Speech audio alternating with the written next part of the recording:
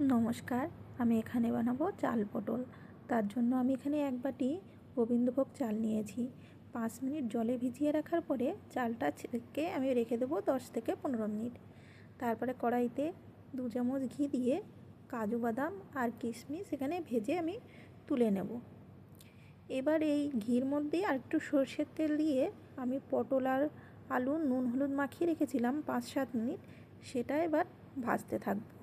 আর এদিকে এবার একটা মশলা বানিয়ে নেব। জিরের গুঁড়ো, লঙ্কার গুঁড়ো, হলুদ গুঁড়ো আর গ্রেট করা আদা আমি এখানে জলে ভিজিয়ে রাখবো। এবার পটল আলু ভাজা হয়ে গেছে, তুলে নেব।